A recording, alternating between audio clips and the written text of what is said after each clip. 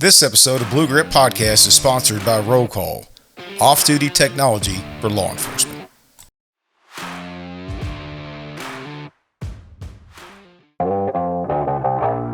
My 28-year-old, he slept in the back seat of my truck when I was working jobs because I was a single dad. I have an amazing relationship with him as a friend. He didn't know me much as a father. Spent all my time working. Got to go home. You know, people need you there. Hey, Blue Grit, we are back this week. Co-host Clint McNear And Tyler Owen. Tyler Owen, what's up? Not much. If I squint like this, our last guest, Kyle Reyes, we have got these like stadium lights that we've had in the back room. His episode looked fabulous. I didn't even know you were over there. Oh, you're I over swear there. to God, next episode I'm gonna wear glasses. I'm gonna look like Snoop Dogg inside this podcast room. They are really, really, really bright. But I'm hoping that my complexion looks good after our makeup. I look glow in the dark. I'm almost glow in the dark white. Yeah, I think so. But anyway, Kyle's episode, he brought his cinematographer team, Connor and Frankie, and they made some recommendations, and so we took them because I have to admit I called bullshit on their lightings, but it turned out great. Looked good. Good job, mate. Good job, mate. Yeah, the old Brit. So anyway, what's going on with you, man? Same. Just here, brother. Yeah, Working. Everything good in Forney? All good, man. We just came back from Nashville spring break, and Broadway's a shit show. I don't recommend it unless you're 18 and drunk. Yeah. But otherwise, Nashville's good. My kids are out on spring break right now, and I think that's I wish the parents could have a spring break from their kids. But that maybe when I become president, I can do that. I like that. It's going to be a good week, but I'm hopeful. Are you replacing Ceballos or Biden? Biden. Okay. Yeah. All right. Yeah. Fair enough. I'm good with that. Who we got on today? We've got a really cool story. I guess I say that every time, but we keep getting really cool guests with different stories. And we got Chris White on. Welcome aboard, bud. Hey, thank y'all for having me. It's an East Texas guy. Well, I guess that's where you did your law enforcement stint. But we used to like to start the podcast off by saying, "Who the hell's Chris? Where'd you grow up? Where was your roots from? And how'd you kind of start your law enforcement career and so forth?" Oh man, I'm Piney Woods all the way. So I grew up in Cherokee County, Russ, Texas. Deep East Texas. Yeah. So I love it. I love going home. It's still beautiful. My wife and I consider that home. Although I make fun of her. She was born in Oklahoma, so tell her she's not a real Texan. But So Rusk, the home of the state hospital. Yeah, we've got a railroad too. That gets overlooked though when you got a state hospital. I'm sure Clint can probably testify with Terrell being right down the road. State. Yeah. Best university around. Well, Palestine has a depot too, and so Sheriff Flores over there, they do a good job of claiming it. But so I grew up in East Texas. Went to the academy when I was 19 years old. My father was in emergency management and fire service. I kind of grew up around that lifestyle and thought that was what I wanted to do the rest of my life. So went to the academy at 19, graduated at 20. I had about a 4 or 5 month gap between taking the test and being commissioned on my 21st birthday. So the timing worked. Did you have, when I went to the academy, I was 20, I think I was 20. So I kind of went to the same thing. I took the test and I could not buy a gun. Yeah. You couldn't either? Correct. That's crazy. Yeah. So I went to the academy with a borrowed handgun, as someone, that was in the academy carrying it back and forth. So did the range time with a borrowed weapon, and so I graduated in December of '96. I turned 21 in April, so that was a big day. So Sheriff Campbell at the time, he was longstanding sheriff of Cherokee County. He was a great friend, second father. So he got me sworn in as a reserve, and I was off and running. What was the environment back then in Cherokee? And what year was this? That would have been '97. Wow. Okay. So obviously there's times have changed since '97 to now. What was the culture and environment? Cherokee County has somewhat, I don't want to say blown up, but it has, the population's grown a little bit in Cherokee County, but not tremendously. What was the culture like back then? It was as rural could get, right? Yeah. So our department supplied a badge as long as you didn't want your unit number or your name on it, right? We wore Wrangler blue, they were the brown Wrangler jeans, were uniform pants. Y'all remember those? Yeah, they're not. So for the listener out there, here in Texas, the older population, okay? So every single granddad that I can think of, Clint, you probably could test this. Whoa. So, well, Wow. I meant your grandfather. I didn't mean you. I heard that. That was Sorry. Yeah, that was pretty shitty. But back in the 70s, any Texans, our grandfathers would wear, they're not even blue jeans. They're like polyester. Hip.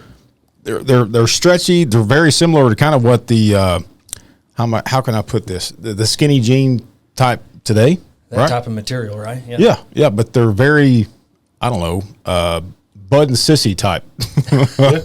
Yeah, and you could gain or lose 20 pounds and still fit. fit. Yes, It'd be fine. You didn't have to have a fat into the closet and a skinny into the closet. You just keep your stretchy slacks. but that was a lot of the sheriff's offices. I mean, I don't. Was it like that in the Metroplex too? Not the sheriff's offices, but the old school detectives. That's where they were. Wore the high heel cowboy boots and the stretchy Wrangler slacks. And Was that a Ranger, Texas Ranger probably outfit? I guess. Would that mean, because typically that's, I don't know. I think it was Just just the culture. of the time, kind of like coaching shorts. Back when we were a kid, the coaching shorts, bike. the little bike coaching shorts Yeah. that were double button. skin tight, double button, and I guess tight polyester was a thing back then. It's coming back. All right. Only because I've gained weight. So I had a squirrel moment. Go ahead. Sorry. Yeah, no worries. So, if it's coming back, you first. Hey, I'm game. It'd be I good will do it. B-roll. We can B-roll in Yeah. Tyler and some That'd stretchy, be- In the '90s Crown Vic. some yoga pants and a Crown I'm Vic. game. I almost wore my in remembrance. I've got the the Defender shirt with the remembrance of the old Crown Vic. I like where this is headed. Yeah, Oh, almost, man. Yeah, I almost took my. I like where this is Old headed. Crown Vic We'll get to shirt that today. later on. Yeah, so we had a Western wear store in Jacksonville where you go down and buy your own uniform shirt. They'd give you the patches and a badge. You'd have the patches, sewn on. You bought your own leather, bought your own handguns. They would just tell you, what caliber, the minimum was, and then you went to work. So to set this up for Metroplex, so I'm retired from Garland. In the Metroplex cops that we think we've had it rough back then, we got issued everything, boots. We got a dry cleaning allowance.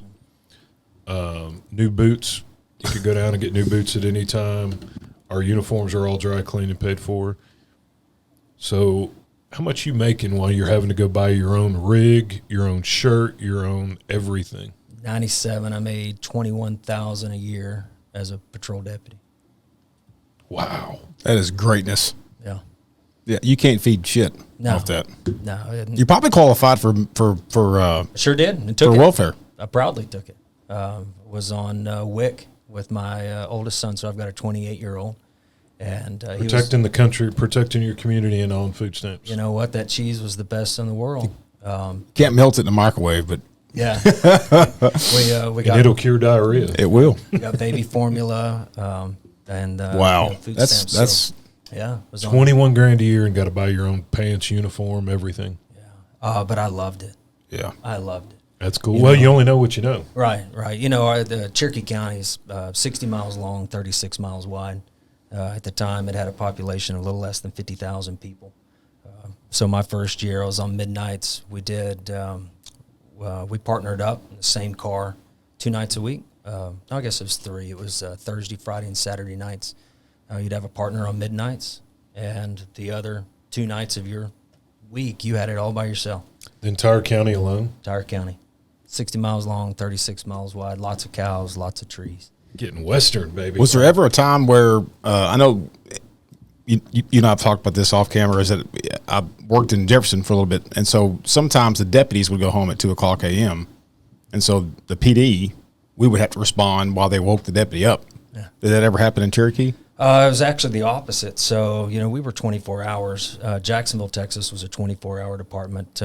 Rusk is a great department now. Back then it was a lot smaller. So on the south end of the county, they'd have to wake a deputy or a local police officer up to come back you up. on the north end, Jacksonville would send an officer out of the city to come back you up until they could get somebody there. So kind of paint that picture. So let's just say that you're on the north end of the county. It's going to be a hot disturbance call. And and let me back up from here. Garland, a hot disturbance call would be active fighting in progress. That's a hot call. A Cherokee County hot call is shots fired. They're shooting at each other. Not so much, a verbal altercation or a verbal disturbance. Y'all would probably get 2 units immediately, right? I mean, just because it would be 3, yeah. 2 or 3, yeah. That would 1, right? Yeah, you were it. And so, there were times, depending on, like, if you were on the south end of the county and answering a call, in Jacksonville Police Department, maybe they responded, because they were closer. Then they'd go to that scene and hold it for you. You might drive 120 miles an hour for 30 minutes trying to get there. It was from one end of the county to the other. Yeah, absolutely. Golly. So highway patrol. I don't. Most of your listeners, I'm sure, law enforcement, they don't work 24 hours.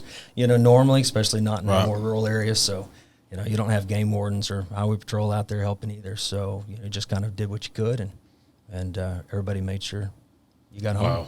And that's why it's so important. Working in a rural area, the camaraderie with the city, the county, the state troopers. I'm sure y'all all probably went to dinner with each other at night. The game wardens and it's just a unique perspective and a different culture working in a rural area like that. Yeah, and that's what drew me to it. My dad at one time when I was growing up, he held 11 different titles in our county like at the same time. Good Lord. It just whatever needed to be done, he would do it. Whether it's 911 coordinator, floodplain coordinator, emergency management, he would just do it. And so I kind of grew up around that. And loved it. Back then, the sheriff's department was, it was really hard to get on. So you might only have one opening every few years. So the first job I actually got full-time sworn was with Jacksonville, and I was in I just ended my second phase of FTO when I came home one night, and the sheriff had left a message on the old voice, the answering machine, and he said, "Hey, I've got a spot, but let's talk tomorrow." So I knew immediately that was where I wanted to be. That's where my heart was. The boots, the hat, the rural department. That was me all the way. That's awesome. Yeah. That's awesome. So how long did you do there at Cherokee? So I retired in May of 10 with probably just under 14 years. So I reserved, I guess, about 6 months before I was full-time. I was full-time just under 14, and then I did another 5 or 6 as a reserve after 2010. Well, and something else that you've kind of sparked up here after since you retired was a company called RollKall. RollKall. Yeah, so RollKall, Athos. We've had several. So I like most cops, you sit around, you try to figure out how to get some mailbox money, right? Yeah. So my old partners and I, we used to, we're like, well, maybe we start a crime scene cleanup company. We're already in it, right? Yeah. Maybe we find a way to help these families deal with it because, obviously you kind of grow, and I'm not going to say immune to it, but it's like, well, maybe we start that. And they're like, well, there's probably a conflict of interest there. You're helping on at a scene, but in these small counties, right, it's really difficult to find someone to help you, kind of avoid that aftermath for the family members. So we kind of kicked that around. We always talked about starting a business, and strangely enough, one of my old partners, who's my FTO.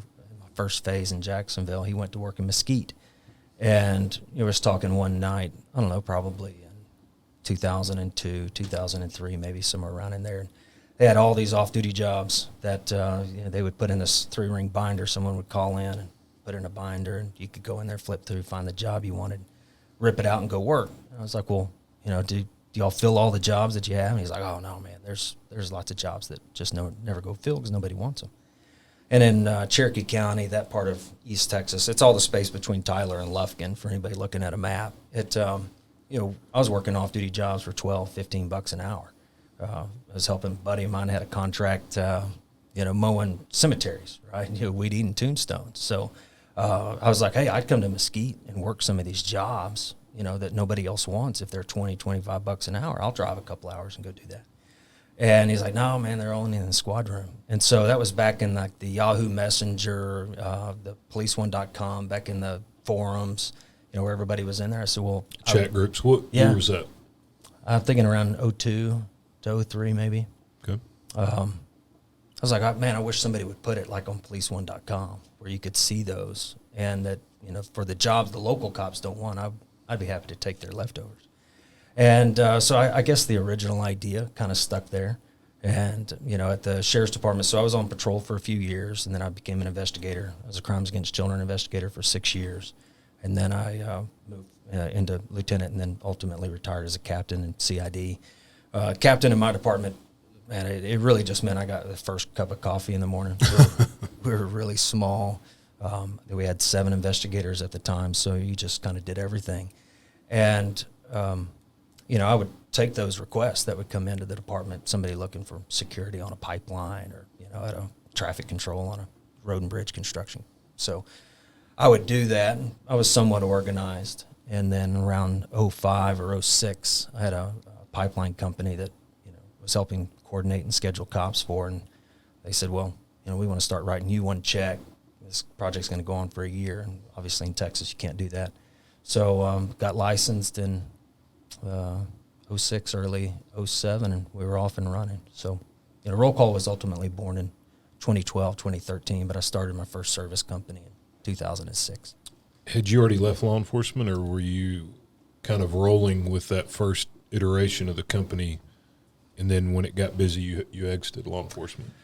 Yeah, so great question, and I tend to ramble, so whenever it's time to cut me off, just throw me an elbow or something. So I was still a cop. I was still a full-time cop, and had every intention of doing that until I retired. I loved it. I loved it. I found my way into it as a way to maybe not spend so much time working all these jobs. So I mentioned the story earlier. I kind of started working a bunch of off-duty in 2000 to try to pay off some bills. I just didn't want to be in debt. And I worked the same off-duty job every weekend for 8 years at a private subdivision on Lake Palestine. And, when I say every weekend, the weekends I would take off 1 or 2 a year. My dad, who's a cop in East Texas, he's a full-time cop over there, he would go work my shifts and clock me in and out because I needed the money, right? So he would work my shifts for free, and I worked this off-duty job every weekend. So when this opportunity came along in 06, I'd been working that extra gig for over 6 years at that time. And I thought maybe this was a way to make a little mailbox money and not have to work so hard, spend a little more time at home, and never intended on it turning into a business. We had talked about this prior to coming in here, and you said something just absolutely remarkable to me, and I never thought of it. And the way you put it was that you had said when you first got I believe it was a 1099, the first year that you had done an off-duty job. And for the listener that's processing this in Dallas, there's so many off-duty jobs out there. In a rural area, there's really not. I mean, especially probably back then. There might have been in Cherokee County, but like deep where I'm at, there's not. But when you got this 1099 and you realized how much, because you were getting paid $21,000 a year, you were going to owe roughly the first year around how much, like 10 grand. 10 grand. Okay. So now you're in a predicament to where you got to work more off-duty job, which I want people to process that you're already away from your family to begin with as a full-time cop, more than what you want to be and need to be. Then on top of that, now you're now working off duties. Now you have to work more off duties to pay for the off duty. I mean, it doesn't make any sense. I mean, what profession do we have to, or should we have to work off duty jobs to pay for our family, right? I mean, to provide for them. Anyway, when you said that earlier, I was just like, wow, you've got to work more off duty to pay for your off duty taxes. I mean, that just doesn't make any. Yeah, it's both fascinating and sad at the same time. Yes. You think about any other highly regulated profession.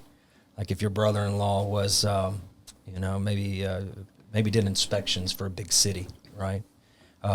And your neighbor said, I've got this big construction project and I got to get it across the line. Your brother-in-law come over on his day off and I'll pay him cash if he signs off on my inspection. Well, that wouldn't happen, right? There's rules and procedures and policy and the way that you go through that permitting process. But for cops, you can moonlight, depending on where you're at in the country, they have different restrictions, right? Whether it's W-2, 1099 in your jurisdiction or not. But for those that don't know, in Texas, you can work anywhere in the state as long as you're a full-time licensed peace officer. And, it's truly a gift that our legislators have given our cops, but it comes with the self-restraint and the self-control to be able to report those earnings in a way that, that's legal and that doesn't get you in trouble. I wasn't aware of it. So that first year, man, I just was pocketing every dollar. Yeah. And, again, that was probably in 2000. I think, probably, owed around 10,000 in taxes, and it should have been $1 million, right? I didn't have 10 grand sitting in my pocket. So, now you got to double down and go do it, or you can choose to kind of shut your eyes and hope nobody finds out. You may be able to answer this. I got asked this about 6 months ago, and I couldn't. For somebody that is a reserve or part-time, is there a limit of how many hours that a full-time cop has to put in order to be eligible to be able to work a part-time or off-duty job in Texas? So originally it was a minimum of 32 hours and eligible for the department's benefit program. Yeah. That's what constituted a full-time officer. And that's in the state. It's in the statute. Right. Okay. I'm not sure that that's still in the Texas Private Security. I think it was Section 1302, or anybody wants to look it up. That was what it was originally. But then there are no, like for reserve officers, obviously they're not exempt from the Texas Private Security Bureau regulations for being able to work security. That's why you find them working a lot of road and bridge traffic control. That's not a regulated security service. So. Right. Just rabbit hole. Yeah. Well, it's that's a touchy one, right? Because then in East Texas, we won't name the department, but we had a reserve farm, where you had a small department that the chief might have had a connection with Road and Bridge Company, might have 25 or 30 reserves, with a department that represents maybe a population of 500 or 1,000 people, but all those reserves were out working road and bridge traffic jobs. So it's created some issues for sure. For sure. Yeah. So. But that's kind of where we're at. So, I did it on the side. Back then, Cherokee County didn't have overtime. The cops they weren't paid overtime for their work. Well, I'm sure you did a lot of overtime. You just didn't get compensated for it because the county probably refused. We didn't get paid overtime. There you go. So we got comp time. Yeah. And you guys know, a small department, you might be out 24, 36 hours straight. It's really easy to build up a lot of time. Yeah. And so, I started the company in the end of 06, 07, and 08, I took off probably anywhere from 10 to 20 weeks those years, where the treasurer's office would come in and say, you need to go look at the criminal docket, see when your cases are coming up, and then you need to take time off, get it off the books. So I might go home for, a week, 3 weeks at a time. I'd come back, testify, or if they had a major case, I'd call out, right, and go work it and get more comp time. So. And that gave you opportunity to, I guess, to grow the company? Right. Because I'm, like most, I can't just sit around the house. I got to do something. Yeah. So, that first oil and gas company I started working with in 06, 07, one of those guys left, went to work for another oil and gas pipeline company. He told him, hey, I know a cop in East Texas that can help. And so by the time I looked up in 2010, we were all over the Gulf South. So we were licensed and working from Florida, Georgia, Mississippi, Louisiana. So, and Sheriff Campbell, still, he knew what I was doing, right? I'd come in, work my jobs, assign cases, take my time off. So at the end of 08, going into 09, everybody got super excited because, county commissioners voted in overtime, paid overtime, and you could only carry 24 hours of comp time on the books. And so I looked at it in 09. I was like, oh, shoot, now I've had this business for several years. What am I going to do?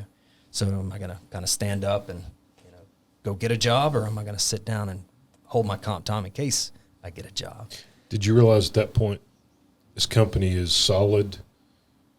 If I need to pop smoke and get out of here, was it on a big enough foundation you realize, damn, I've screwed around and built something that...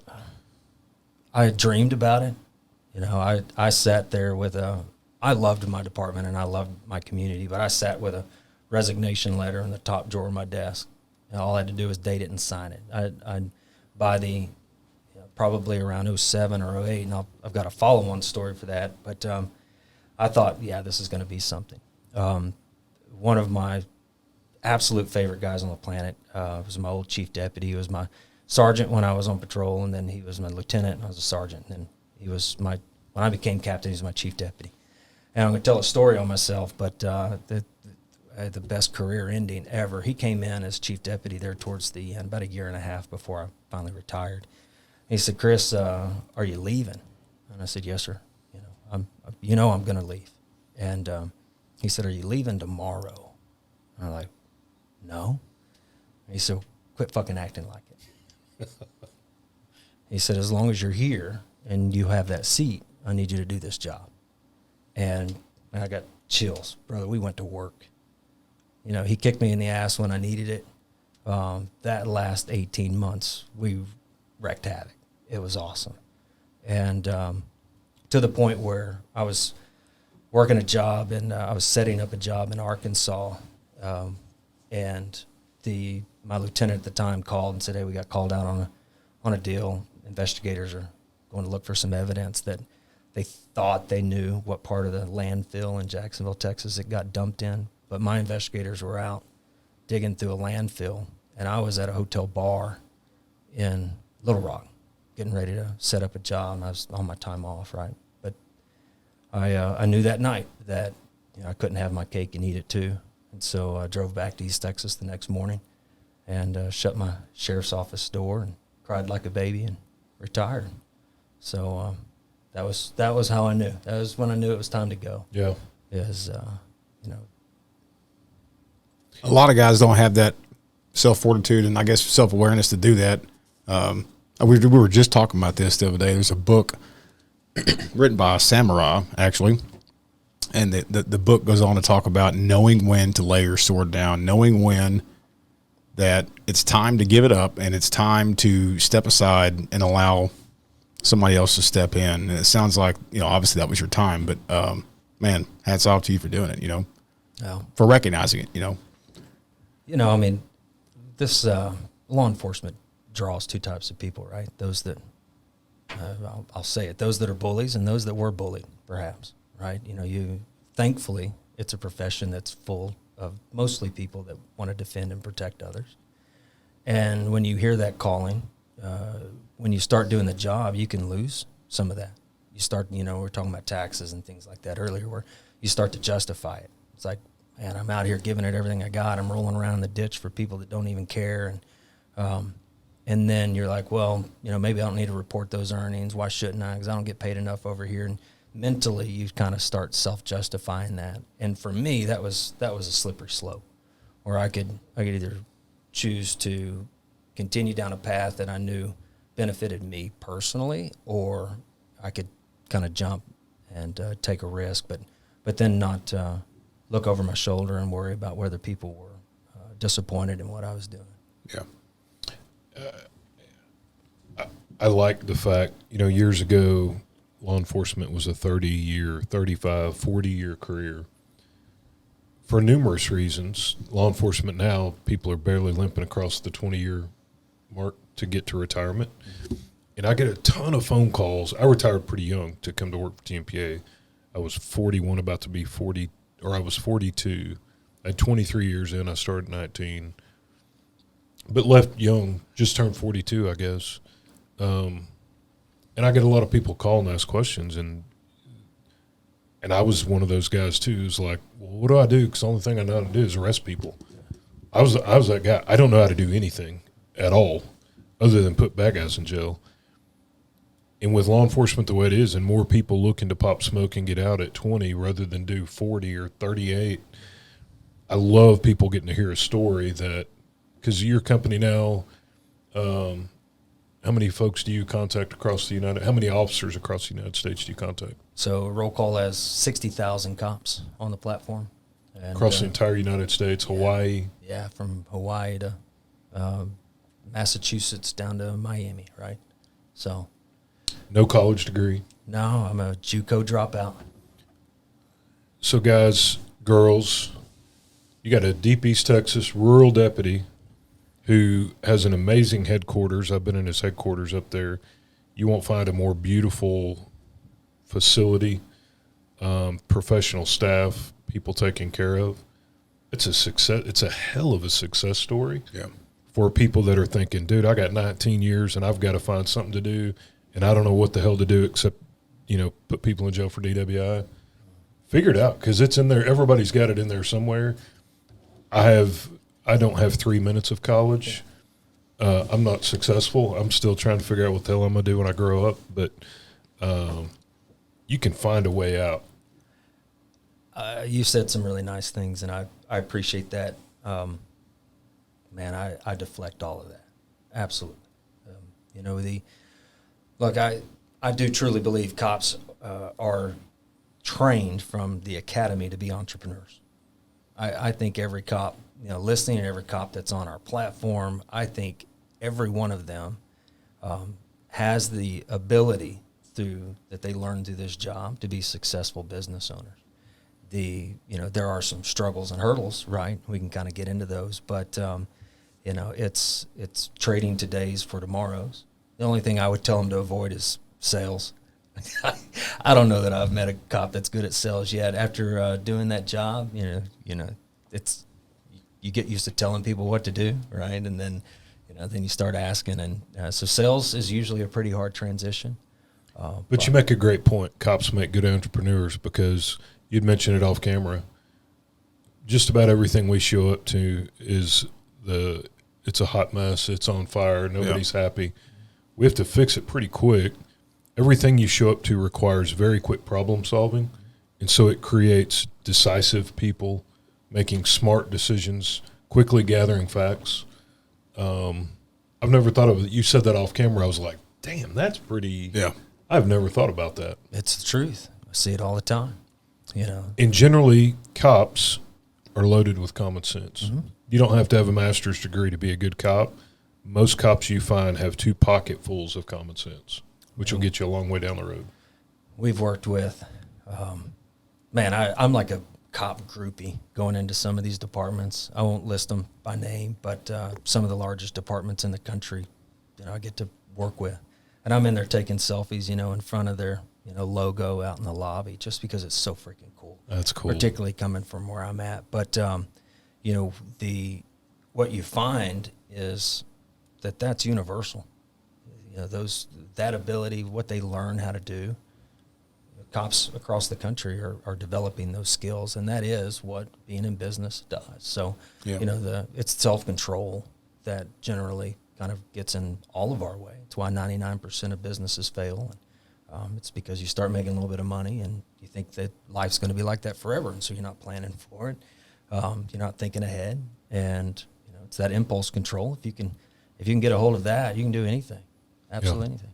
Right now, with your company, are you seeing with these radical judges and problems with district attorneys, not just in Texas but across the nation? Are you seeing a rise in contracts, essentially, in areas that you typically didn't see that before, with security? I did. Honestly, no.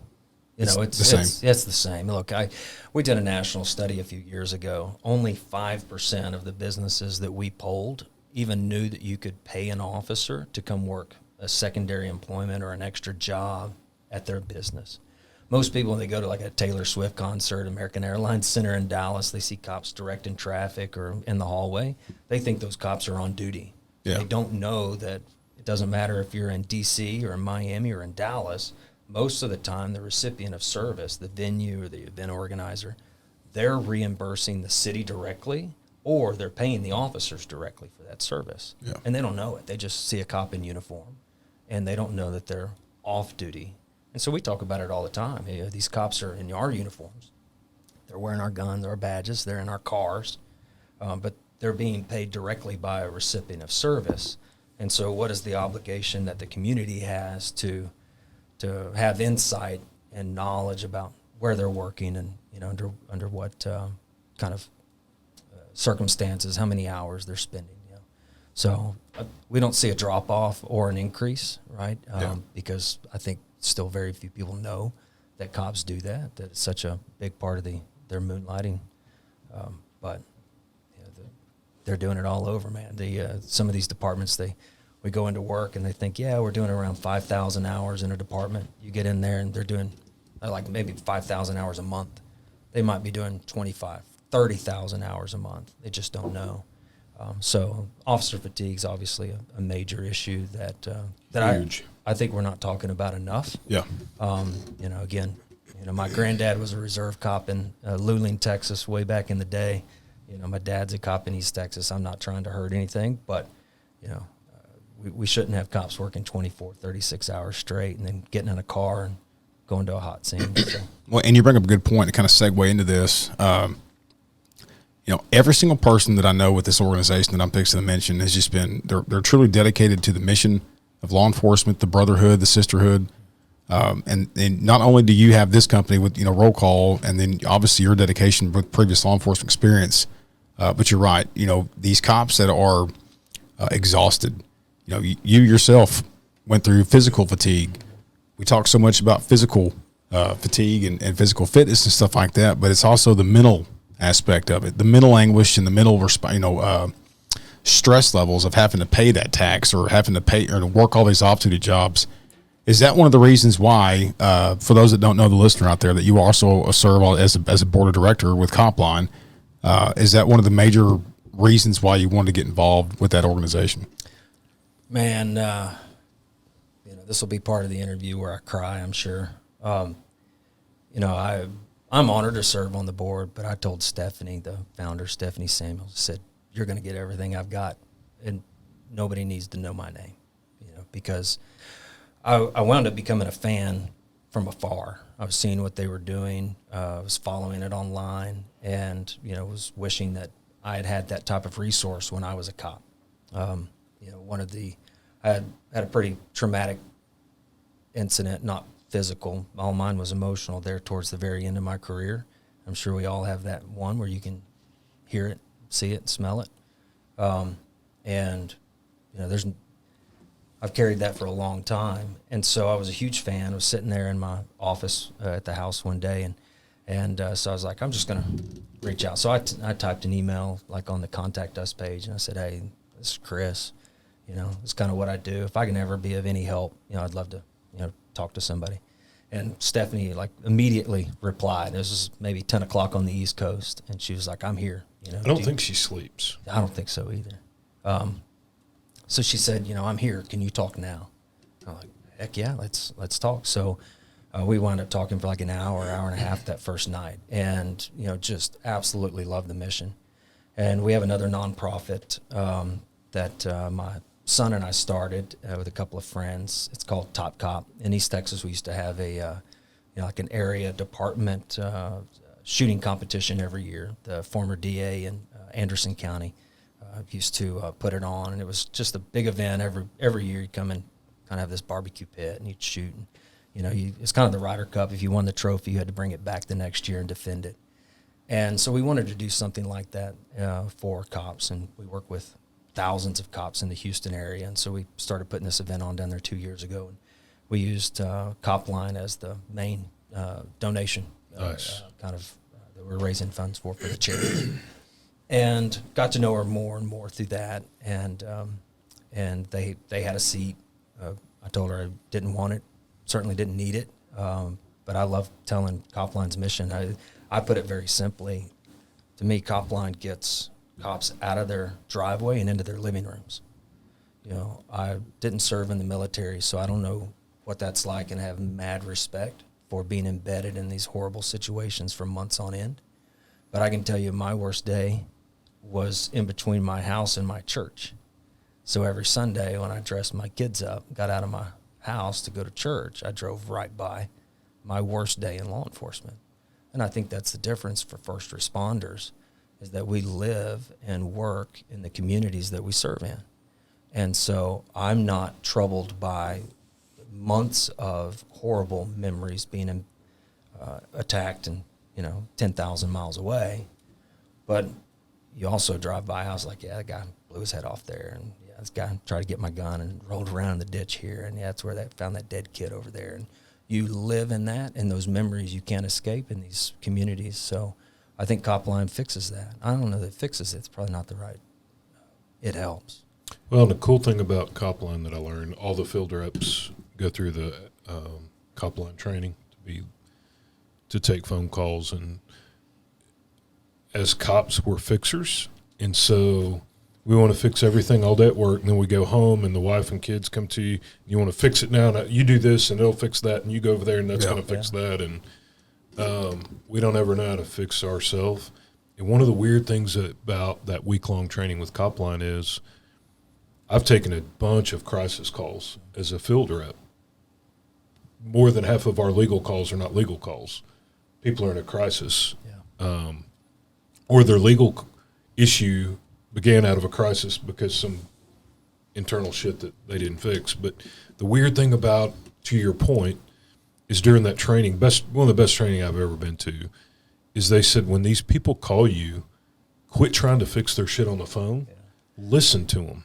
They're calling you, and Stephanie used this little animated cartoon of a guy sitting down in a hole in the dark, and it said, in the first scene was a cop, and he's yelling down in the hole trying to fix the person's problems. You do this, and this is your problem, and you need to fix that. That's not what the person wanted. And so the animation of what people are really looking for is for you to drop a rope ladder, crawl down in there, sit down next to them in the dark, and shut your mouth. And sometimes you don't need to talk. Somebody just needs somebody there. I was like, wow. She goes, yeah, don't fix their crap on the phone. Listen. Just listen, man. Yeah. And that's not what we're built to do. No, sir. We're supposed to show up and fix it, and everybody be quiet, and this is what you're going to do, and you're going to leave for the night, and you're going to jail. And, man, it's really impactful what they're doing. For our listeners that aren't familiar with Copline, Copline's a service people can call. It is answered only by retired law enforcement, not active and not civilian, retired law enforcement. So it's people who've walked in your shoes. Completely confidential. Completely confidential. It's not recorded. It's confidential. There is nothing. It's not traceable. So you can call and tell somebody that you're headed to Russia to fight the Russians. You can tell whatever you need to call and share. You can get off your chest. But it's a great organization. By nature, cops don't trust anybody to talk to anybody. But if you can call somebody and they pick it up, and it's an older retired cop that you can vent to, or that's probably been in some of your situations, it's really helpful. You just said something a while ago that kind of triggered me. Since my move, I didn't recognize some of the mental, I guess, situations that I had living in East Texas. I had lived in Jefferson, worked in Marshall, and worked in Jefferson too. With my kids, though, you're right. You drive past. You probably went the same thing in Garland. You living in Forney, you would drive past different spots. But you now live north of Dallas. Do you feel like your transition from where you were in Cherokee County to where you are now has been a weight lifted off your shoulders, that you kind of have a fresh start? And I mean that back to your point about, you drive past that one stop sign where, little Debbie got in a 1050, or, so-and-so got shot. I mean, is it improved your quality of life with your kids and you yourself? I would tell you yes and no. I think what makes most, I'm not gonna say I was even a good or a great cop, but I think cops, they kind of need that pain too, because it drives them. Yeah. Right. It's those memories that are kind of like, yeah, that's what I'm here to do. I'm here to solve that problem. I'm here to stand in the dark, or I'm going to stand in the gap, and I'm going to give you everything I've got while I'm sitting here. So for a part of me being removed from that, like mentally, 100%, where I enjoy taking my kids around town, and I'm not looking over my shoulder. Or, there's you've got those suspects, right? You don't want to see them in Walmart because you kind of tracking them and seeing where they're going. They know who you are. So there is a lot of relief and security and safety, and not living where you serve, which was unique for me. But I'm also a pack animal too. I love my people, love my department. Those memories are part of what have made me. So I miss those. Yeah. So in a weird kind of maybe masochistic way, like, yeah, I kind of miss that, that drive too. Right. Yeah, that makes sense. Yeah. Well, you're dead on your point about we live in our combat zone. Years ago, I was working with the Brain Performance Institute and Dr. Hart from UT Southwest Institute, and he was working with Tier 1 operator vets on PTS, and he was wanting to know, I was trying to get him to see cops, and he said, why should I care about cops? And I said, well, I was a Marine, so I don't mean this disrespectful to the military, but you have a soldier or Marine in Afghanistan for 4 months that's been in combat. When they come home, they're not driving a Humvee, they're not in camis, they're not eating MREs, they don't smell sand, they come home to a sterile environment, and I'm not taking away from service of our members at all. But a deputy in Canton, Texas gets in a shooting on Friday, their manpower's low, he's probably back to work Sunday night or Monday in the same beat, probably driving the same car, listening to the same dispatcher, possibly answering a call on the same street, possibly at the same house dealing with relatives that they shot. He'll never leave his combat zone for the remainder of his career. Right. And Dr. Hart goes, and I was like, oh, shit, I pissed this guy off. And he said, well, son of a bitch. And I was like, is that a good son of a bitch, or is that bad? And he's like, I would have never thought about that. And that's why I don't mean any disrespect to the military, but you got some young person, 22 years old, involved in a shooting or almost lost their life. They're not built. They don't have the life experience, the ability to compartmentalize that. And they're going to deal with that the rest of their life, answering calls on that street and dealing with that. Had a young deputy had to go back 3 days later, get in the car. He got grazed, and he said, I went back to work, and my blood's still all over the police car. They didn't clean it up, and I drove that car that night covered in my blood. Wow. And I thought, man, that's just not exactly what humans are built to Comprehend, manage. Yeah. But to your point, we do a great job of compartmentalizing it, and we strap up and we go back to work. Yeah, I almost took the roof off a Crown Vic one night in a pursuit. Went through a pipe sucker rod fence, and I zigged when I should have zagged. And, the other cops in the county, they were like, just pin your badge to the back of the chair, just walk home. Sheriff's going to fire you. It's going to be bad. And I get out there, and it was our sheriff, man. He loved his cars, loved them. He could tell you within like 100 miles how many miles he had on the odometer of any car in his fleet. And so he got out there and got a tow truck, took me back to the department, said, put your gear in that one, go back to work. And I'm sitting there still shaking, literally almost tin can the roof of this thing. I thought I was going to get to go home. And he's like, no, put your gear over there, get in that one, get back out. You back in service. Wow.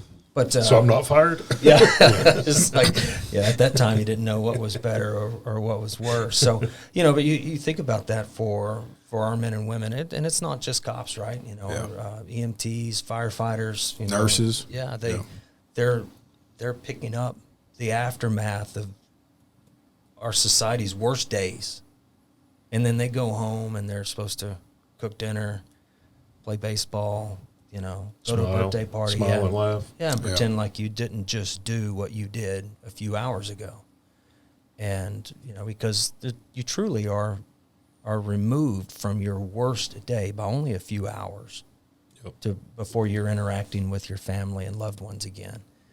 And whatever part of your brain that you compartmentalize that in, it's going to be unhealthy. Yep. So, that's why I love Copline. I'm glad you're a part of it. Stephanie Samuels is an angel. Yeah, she is. She absolutely is. And she is. So no government funding. Completely anonymous. It's all, donor funded, and it's cops serving cops. I couldn't do the training. I sat through like half a day. If you called me, we'd both be crying. If you needed help. It was challenging. It was insane. But those cops that volunteer, they get on a plane. Most of them, right? They're flying around. They only do 3 or 4 trainings a year, and so they're paying their own way. So you've got these men and women that have worn the badge. They've done the job, and they still feel a call of service, and they want to help. So they spend their own dollars to go through that training, and the attrition rate's like the SEALs. Yeah. You know, Stephanie only lets maybe 2 out of 5, you know, through, and each class is maybe 20 to 30 people. It's tough. I was voluntold to go. Yeah. And I'm extremely glad I went, but it was it's tough to sit through. And you do scenario training, well, then you start sharing, and I'm like, God bless, man, it is a challenging program. It's great. So we put it in the app. You know, you think about all these cops and how they're working. You know, I tell people all the time, man, cops aren't working extra jobs because they're bored. You know, and most of them would rather be home. I've met a couple that maybe don't want to go home, but the majority of these cops don't want to be working these jobs. You know, some external force is compelling them to do that. Child support, truck payment, college. You know, they're trying to do something. Something external is motivating them to go work that job. Yeah. And I always found that to be a very lonely place to be.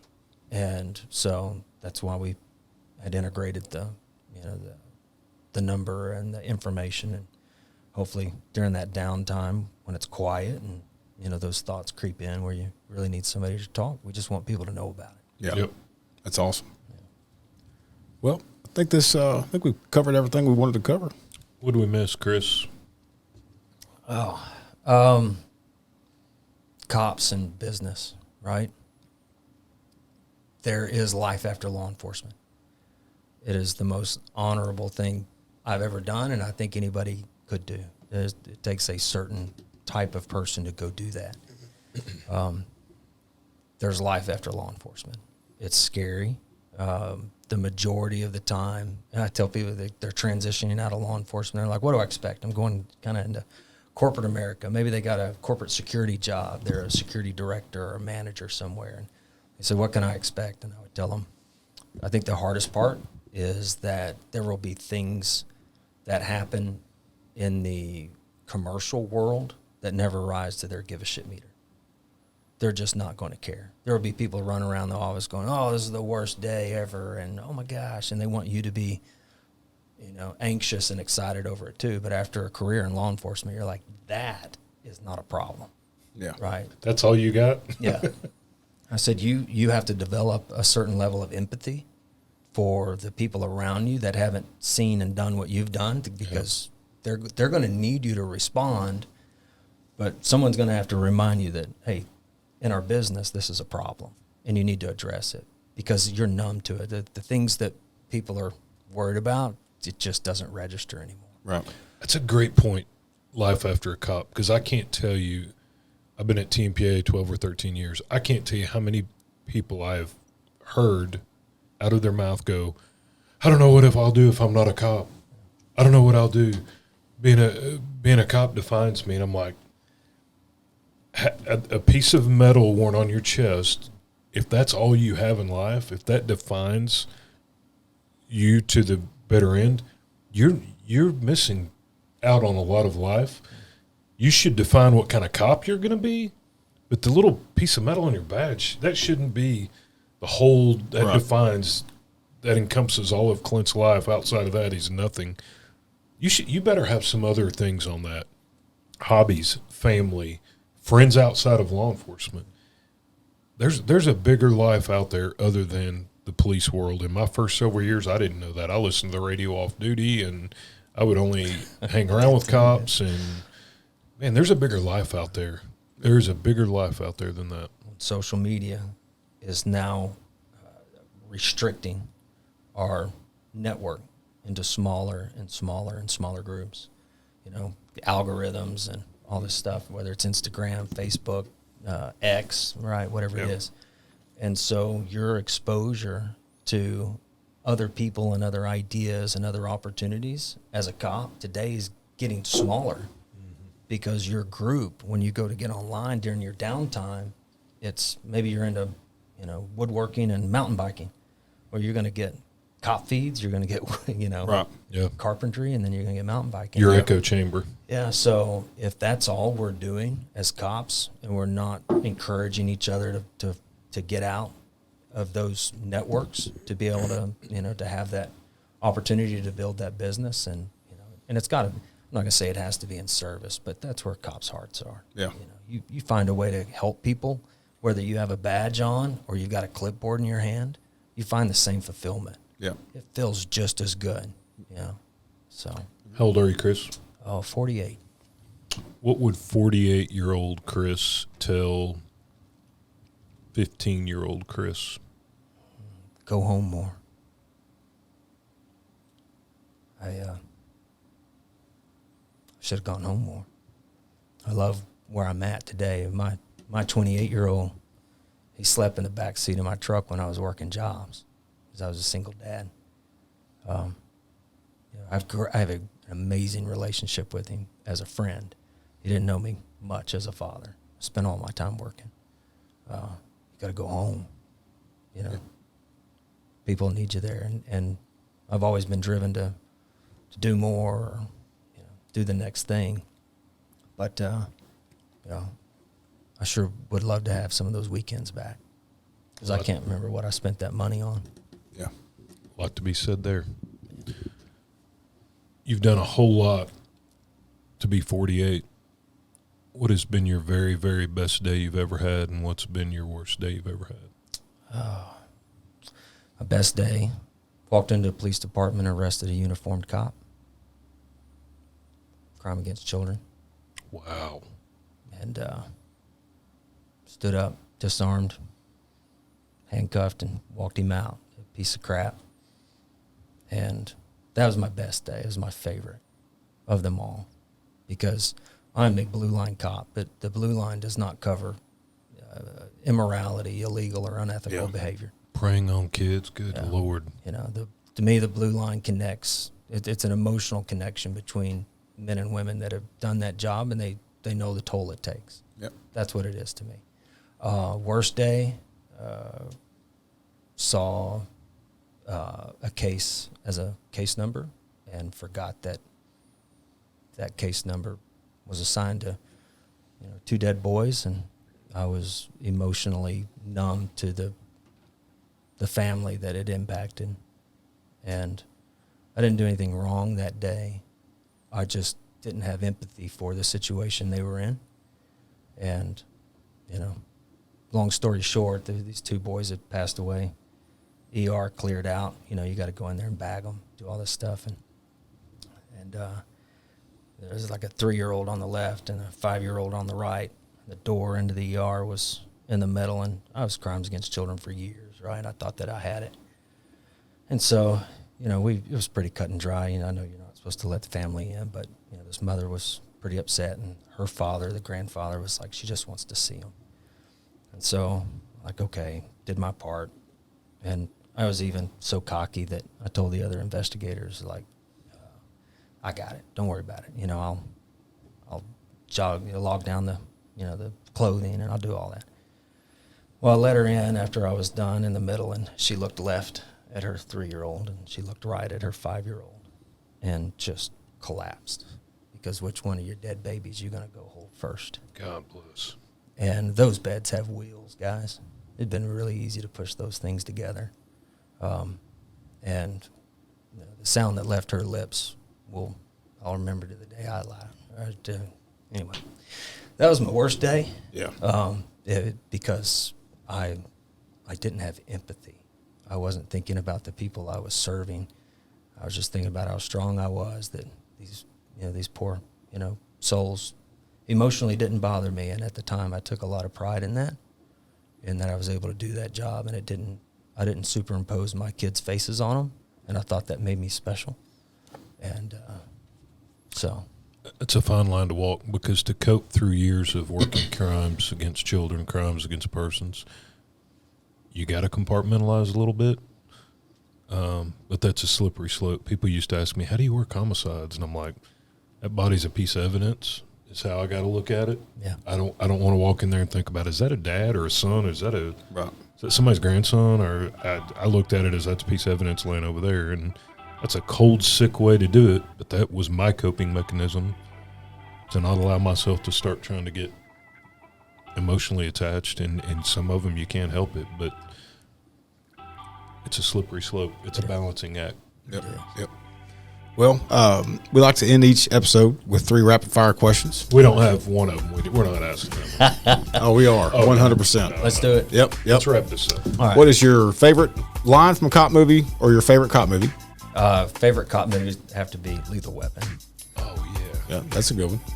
Favorite cop car? Crown Vic. 100%. Thank you, my man. I sensed it coming in. What's your second favorite? Would you like a runner-up? Sure. No, he's too young. He didn't drive it. You're 40. What? I'm 48. You're what? 51. Yeah. So in '98, I got the first model of the new Crown Vic that came out. Okay. And it was the first new model Crown Vic in our entire county. Probably like the chrome grill. Oh yeah, it did. Yeah. Did you drive any squad car before that, or that was your first ever police car? I didn't have the Caprice. I had the old body. Crown You only Vic. know what you know. Yeah. Here we go. There was one. I mean, God. the thing with the Caprice, right? It had all motor, no brake. That's what it's all about. It's all You it's all go. Yeah. All go, no show. Favorite drink of choice? Adult beverage. Right now, it'd be TX whiskey, neat. Firestone and Robertson up in Fort Worth. If you haven't had Oh, it, it's good. Oh, it's good. Nothing wrong with that. I call it Texas sweet tea. Yeah, it's pretty good. Yeah, it's too good. Yeah, it is good. I like it. You got anything else, big dog? Man, I appreciate you coming down sincerely. I appreciate what you do, your time and service with Copline, and glad to have you as a friend. Thank y'all very much. Thank y'all for what y'all are doing. I mean, I was member of Tmpa. They did a pay referendum for our department back in 2001.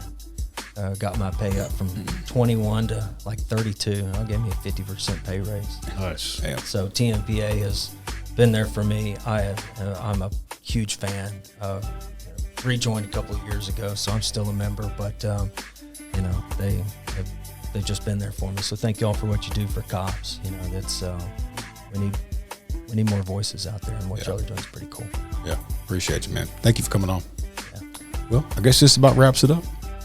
You guys take care. Stay safe. God bless you. And as always, may God bless Texas. We're out.